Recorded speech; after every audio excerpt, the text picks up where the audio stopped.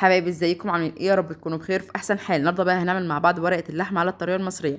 دي من احلى طرق تسويه اللحمه اللي ممكن تجربيها. لو عاوزين بقى كده حته لحمه دايبه كده زي الزبده وشويه خضار دايبين، يبقى لازم تجربوا الطريقه دي. هنعمل كمان معاها النهارده صينيه الرز المعمر، الحاجه كده في منتهى الجمال. رز معمر كده فلاحي بالسمنه البلدي، يطلع معانا بالجمال والحلاوه دي.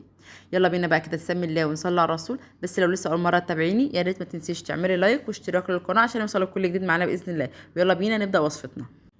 اول حاجه كده معايا الجريلا بتاعتي على النار او طاسه، ونزلت كده بمعلقتين كبار من السمنه البلدي، وابدا بقى كده ادي اللحمه بتاعتي صدمه.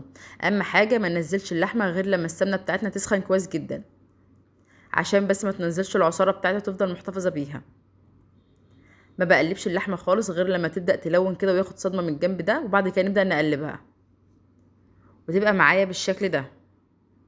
وبكده اللحمه بتاعتنا كانت خدت لون كده من كل جانب، وفي نفس الوقت محتفظه بالعصاره بتاعتها ما نزلتهاش، وده اهم حاجه. وعايزه اقول لك طبعا البهاريز اللي نزلت من اللحمه دي طبعا احنا مش هنرميها، هقول لك هنعمل بيها ايه دلوقتي. جبت بقى الصينيه بتاعتي، حطيت كده فيها ورقه الزبده، ومعايا هنا شرايح من البصل، ومعايا هنا بطاطس انا مقطعاها مكعبات. طبعا تقدري تضيفي اي خضار انت بتحبيه في ورقه اللحمه، مفيش فيها اي مشكله. ومعايا هنا طماطمتين مقطعهم كده طرنشات، ومعايا فلفل اخضر وفلفل حار، ومعايا هنا الكوسه بتاعتي، ومعايا هنا بسله. هتبل بقى الخضار بتاعي كويس جدا. انا هتبله النهارده بملح وفلفل ومعلقه كده من بهارات السبعه ومعلقه صغيره كده من البابريكا. هتبل بقى الخضار كويس قوي. اهم حاجه زي ما اتفقنا، اي خضار انت عايزه تضيفيه تاني تقدري تحطيه، مفيش اي مشكله تماما. انا هنا برضو هتبل اللحمه بملح وفلفل ومعلقه صغيره كده من بهارات اللحمه ومعلقه صغيره من البهارات السبعه. وبكده اللحمه بتاعتنا كانت جاهزه واتبلت.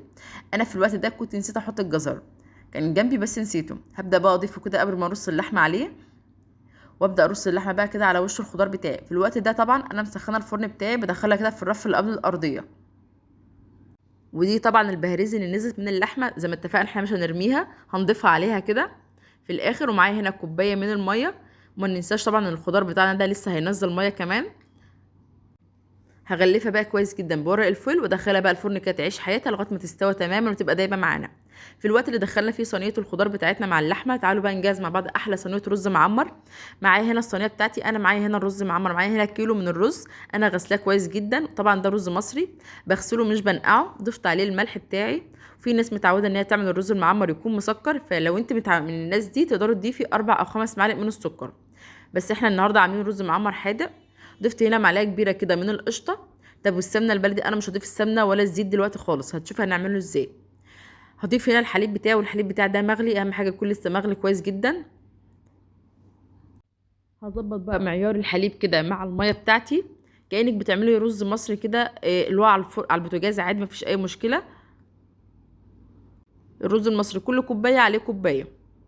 تعالوا بقى كده نشوف التسويه بتاعتنا. انا الفرن عندي بيشتغل شوايه من فوق الاول، فانا بشغله الشوايه وبعد كده من تحت بياخد لون الاول، وبعد كده بشغله الفرن من تحت. لو انت الفرن بتاعك بيشتغل فوق وتحت يبقى ده حلو جدا. هتشغلي الاتنين مع بعض، اول ما ياخد لون هتطفيه الشوايه، وبعد كده تسيبيه من تحت كده لغايه ما يستوي معاك. ده كده شكل الرز بتاعنا بعد ما خرج وخد كده لون. ببدا بقى احط له كده السمنه البلدي والزيت.